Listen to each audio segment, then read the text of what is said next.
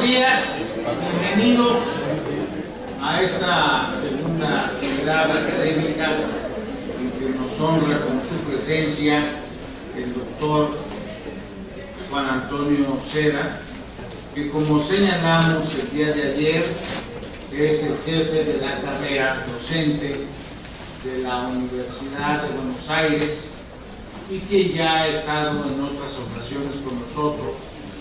Y definitivamente nunca dejaremos de tener las suficientes palabras para agradecerle esta relación que se intensifica con la Facultad de Derecho de la Universidad de Buenos Aires. En lo personal, debo ratificarle al doctor Seda que tenga una gran calidad y calidez para la Facultad de Derecho. Sistemáticamente la recuerda a través de sus publicaciones. La carrera docente es fundamental en la Universidad de Buenos Aires. Se exige como requisito para impartir clases el haber cursado, y esto pues constituye una preocupación sistemática que mucho nos pone de ejemplo para hacer de la actividad docente no solamente circunstancia esporádica, sino compromiso permanente y formación indiscutible para transmitir lo que constituye la debida formación e información a nuestros estudiantes. Juan Antonio, muchas gracias por tu presencia, que también debo precisar que nos honra siendo quien es la segunda autoridad de nuestra facultad, que gentilmente estuvo el día de ayer y que hoy también nos honra con su presencia, nuestro secretario general de la facultad, el maestro Miguel Ángel Vázquez Robles, a quien también nunca podré tener las palabras suficientes para agradecerle su apoyo, su amistad, su cariño, que mucho impulsa para que se realicen ese tipo de esfuerzos. Nuevamente, Miguel Ángel, te recibimos con un aplauso que es bien merecido lo que haces.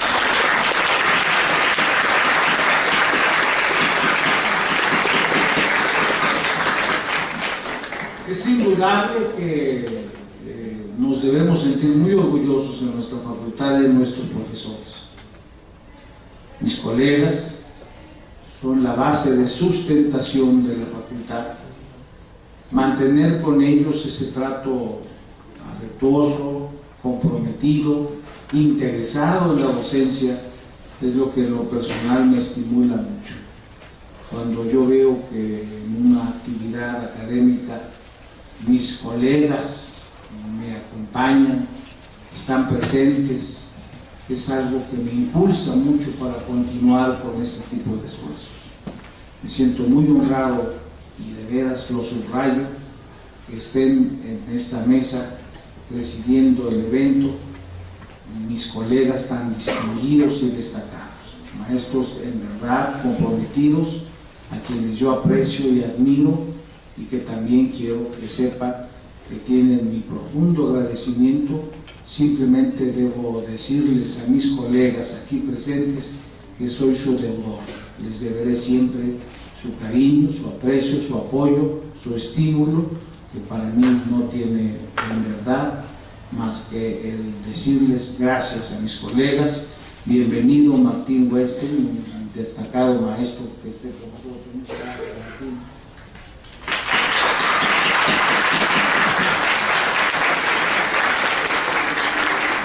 Y muy querida y siempre admirada doctora Elsie Núñez Martínez, muchas gracias.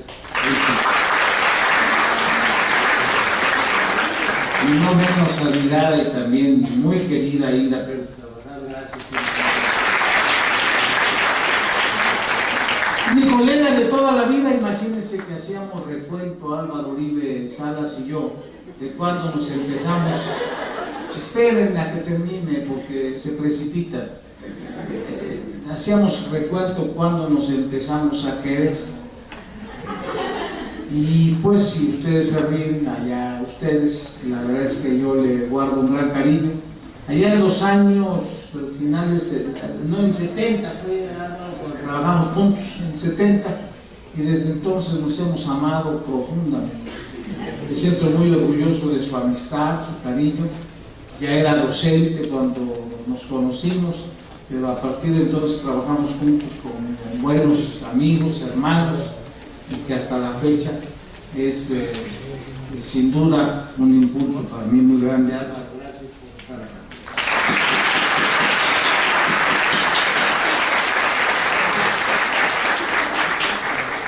Mi gran, extraordinario coautor, podemos decir que tenemos por lo menos un hijo juntos, somos los que lo hicimos al hijo, un libro, eso es a lo que me refiero, un hijo académico, que yo quiero mucho y que fue de los más destacados discípulos que he tenido, el doctor Elías Polanco Braga. Gracias, Elías, de estar aquí.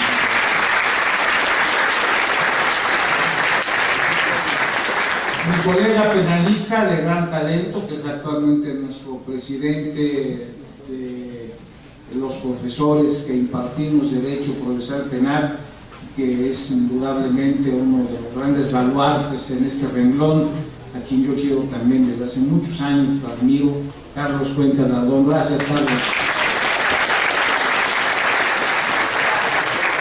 Y no menos querido vecino, excelente, muy estimado en casa, maestro y claro guía de uno de mis hijos que es abogado, y que le doy la bienvenida más cordial a mi querido maestro Augusto Turcot Cárdenas. Muchas gracias.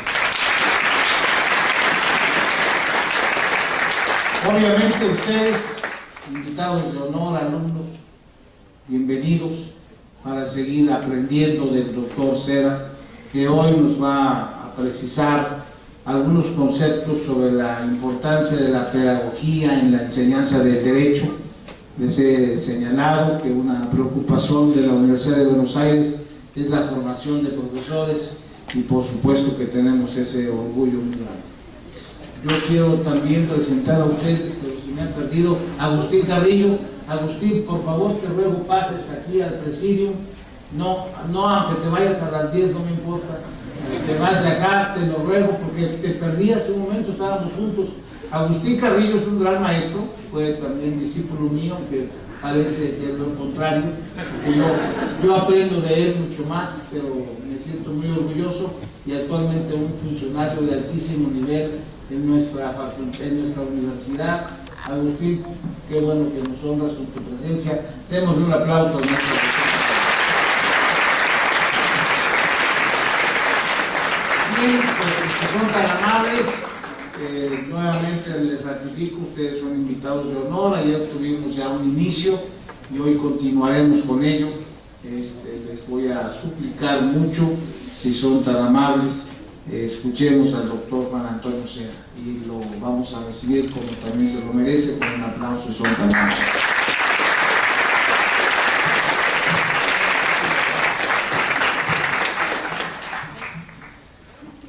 Buenos días. Muchas gracias, maestro Eduardo López Betancourt. Realmente es un honor para mí contar con tan honorable presentación, pero además tan honorable compañía en este panel. Realmente es un honor estar junto al señor secretario general y a través suyo enviar mis respetos y mis saludos a la señora directora, junto también a lo que significa estar con estos profesores y también a estos futuros profesores, a estos futuros profesionales, muchos de ustedes hoy estudiando la carrera de abogacía, y que no sé si es tanto lo que yo puedo transmitir de mí mismo, de mis conocimientos, sino que lo que creo que puede interesar es el tratar de contarles un poco cómo se estructura, cómo se organiza la carrera docente o la formación pedagógica en la Universidad de Buenos Aires. Primero que nada, me parece importante señalar que este es una especie de diálogo que estamos tratando de profundizar desde hace mucho tiempo. El doctor Eduardo López Betancourt es un avanzado en este diálogo. En lo que a mí respecta, en lo personal, nos conocemos desde hace casi una década, cuando el maestro estaba yendo a la universidad y tuve la suerte de conocerlo, y a partir de ese año, todos los años el maestro viene a dar una conferencia a la Universidad de Buenos Aires, lo cual para nosotros es realmente muy enriquecedor. Pero también tengo que decir que no es que inició su acercamiento a la Universidad de Buenos Aires conmigo, porque el maestro ya tiene una trayectoria vastísima y él ya iba en la década del 60, y en la Universidad de Buenos Aires se contactó con uno de los grandes maestros que hemos tenido, el maestro Jiménez de Azúa, un gran penalista español que desarrolló en América su carrera académica, o progresó en su carrera académica en América Latina, específicamente en la Universidad de Buenos Aires, estuvo muchos años. Y justamente Jiménez de Azúa es uno de aquellos maestros que planteaba hace casi 50 años la necesidad de modernizarse en la manera de dar clase. ¿Qué decía Jiménez de Azúa? Igual que muchos otros maestros, no puede ser que en todas las disciplinas, en todas las áreas, se avance la técnica, la organización, la teoría, el eje de cada actividad vaya variando, y en la docencia tengamos la misma estructura que hace 200, 300, 500 años. Bueno, he aquí un muy interesante desafío. ¿Es la docencia una actividad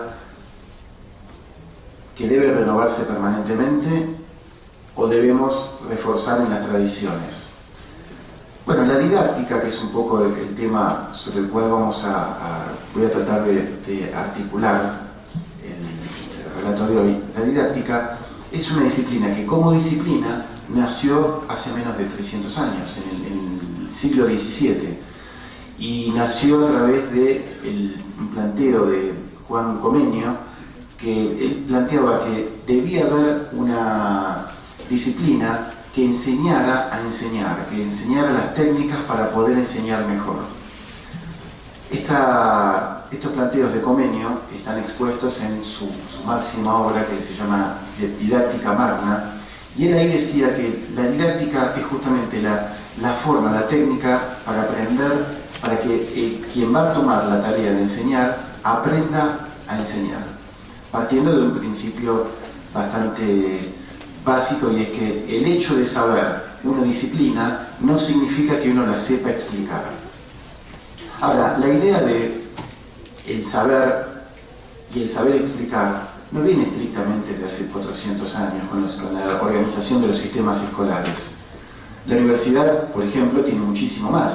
Estamos hablando de organizaciones de alrededor de 1000 años. Las universidades de París, de Bolonia, de Salamanca tienen alrededor de 1000 años. Esta universidad misma está cerca de cumplir 500 años. O sea que estamos frente a una actividad que tiene una tradición muy importante, la actividad de enseñar. De hecho, si uno se remite a autores, por ejemplo, solo por nombrar un diálogo, de los diálogos que, hablando de la relación entre discípulo y maestro, ustedes saben que Sócrates, a nosotros nos llega la palabra o el pensamiento de Sócrates a través de los escritos de su alumno, que era Platón. Y en uno de sus diálogos, que se llaman Gorgias o de la retórica, plantea Sócrates, discutiendo justamente con Gorgias, la necesidad de que la oratoria o la retórica o la forma de convencer a otro esté asociado a un verdadero conocimiento que tiene que ver con el saber hacer de las disciplinas, pero también con otra categoría, otro valor fundamental para quien va a tomar la palabra, quien va a escribir, quien va a hablar en público, quien va a asumir el papel de orador, y es el valor justicia. Uno tiene que poder hablar y hablar sabiendo que está diciendo algo que es justo.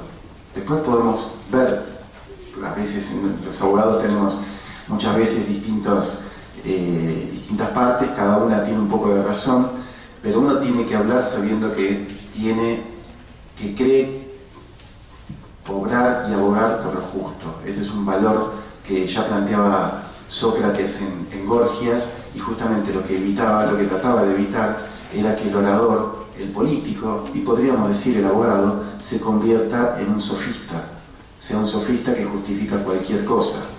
Entonces, esta idea de el orador aprendiendo a convencer. La didáctica como disciplina para enseñar tiene que estar siempre orientado a nuestro objetivo, que es hacer justicia. Para eso estudiamos Derecho.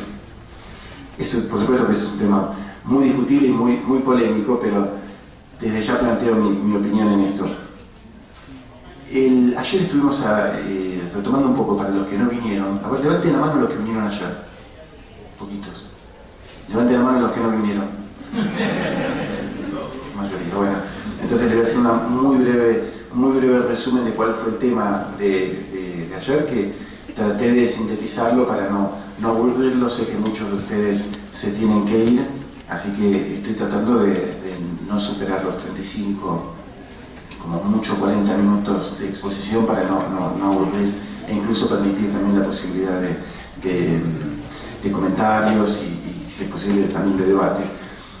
Ayer hablábamos de la historia, de la que fue la creación por ejemplo, en el caso de la Universidad de Buenos Aires, y cómo la creación de una universidad que lidera en este momento la enseñanza superior en la Argentina estuvo muy vinculada políticamente con la creación de la nación.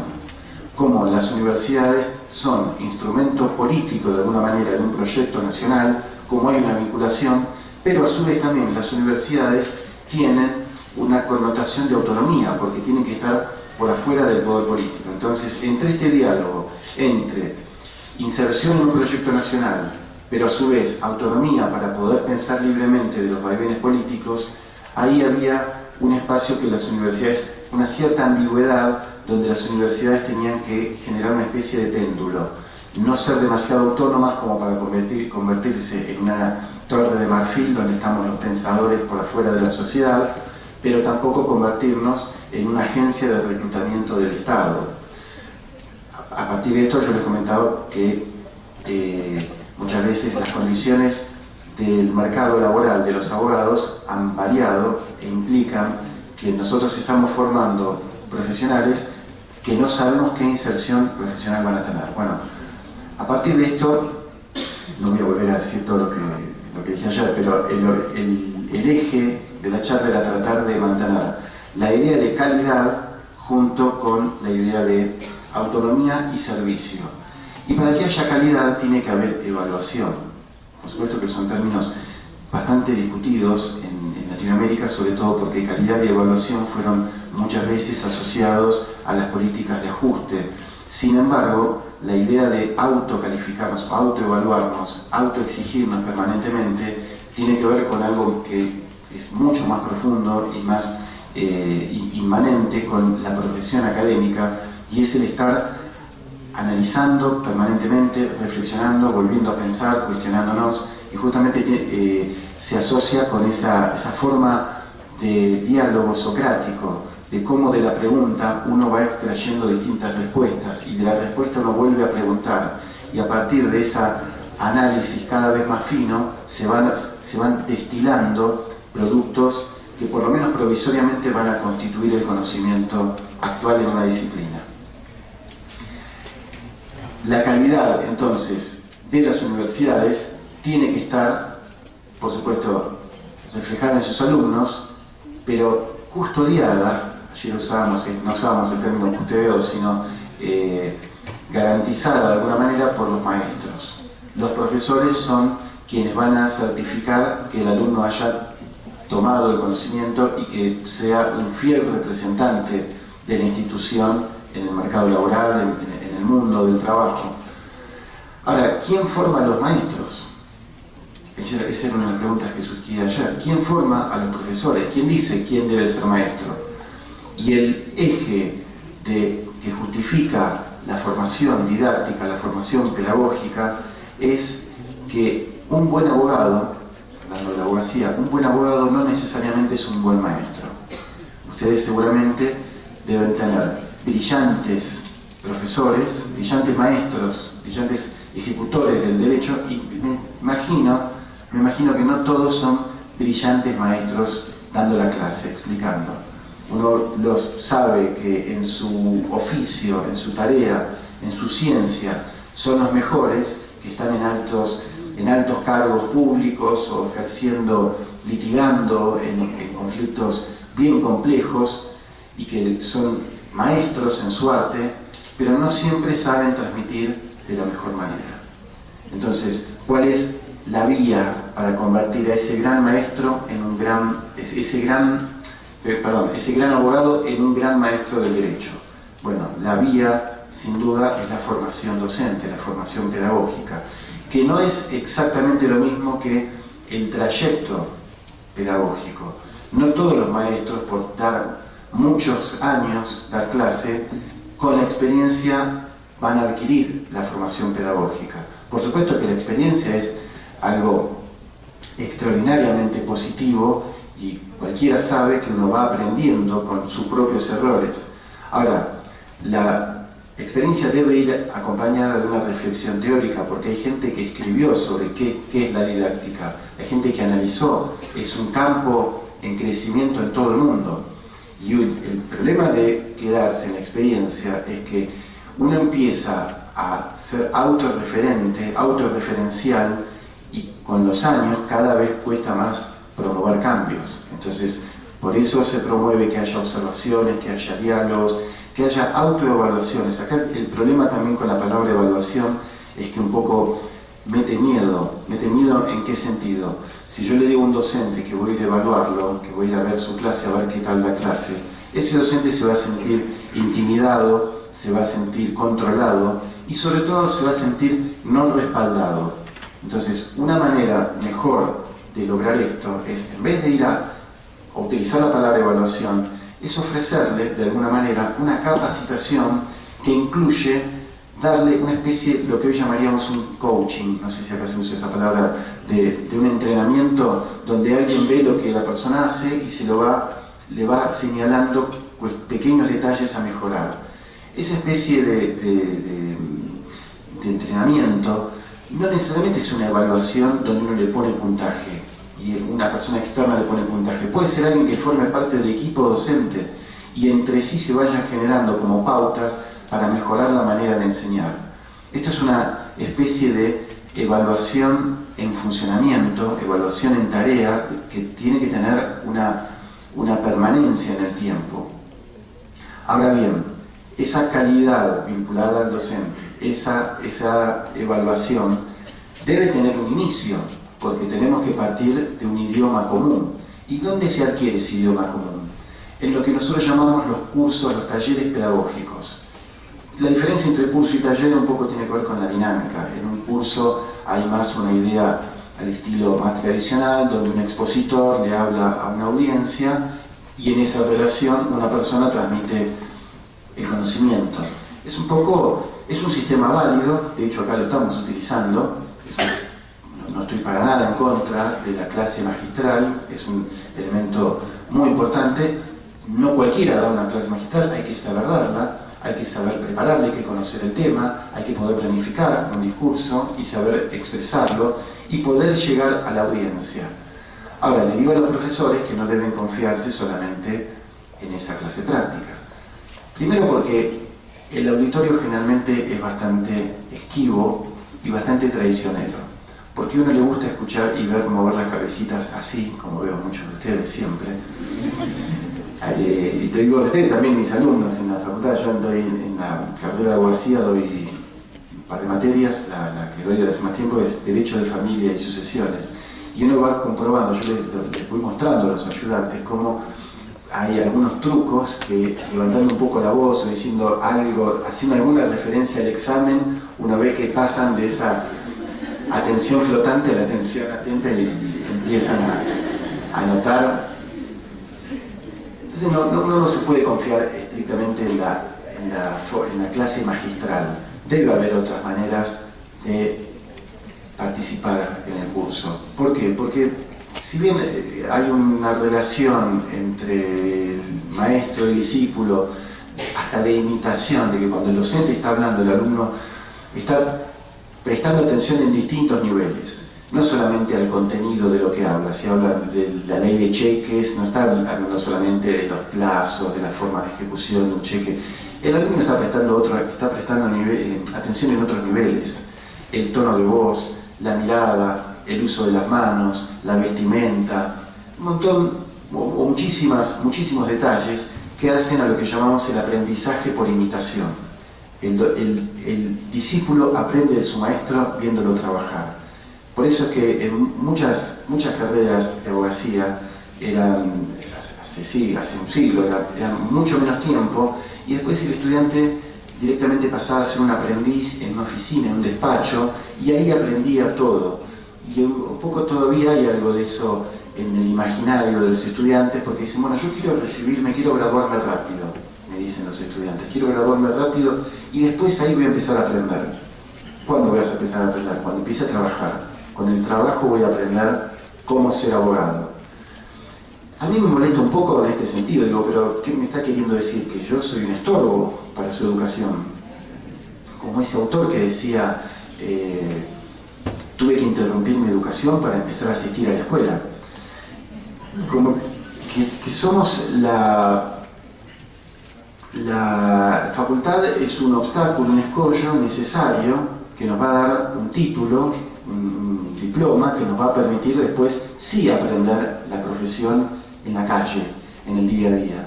Y me molesta por esa idea de universidad como obstáculo.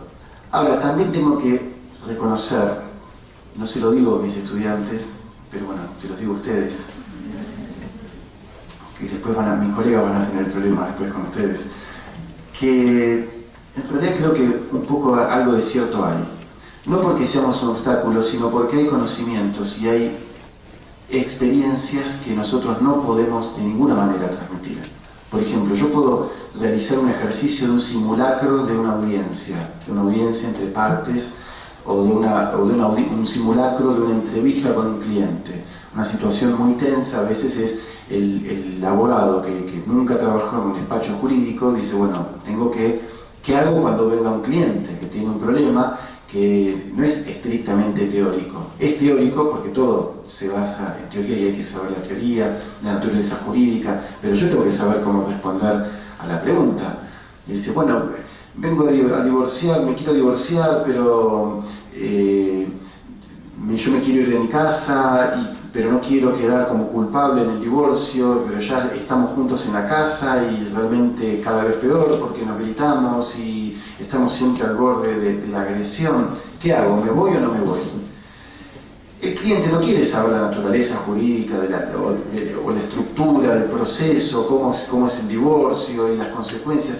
Quiere tener una respuesta en ese momento y uno tiene que tener una respuesta para ese cliente. Y eso va a depender no solamente de la teoría que haya aprendido, sino hasta de poder leer los gestos, poder leer la cara y decir, bueno, ¿qué podría pasar en este caso? Y eso se puede ensayar, se puede entrenar, se puede simular durante el trayecto universitario, pero no es lo mismo que vivirlo. Para vivirlo hay que estar ahí.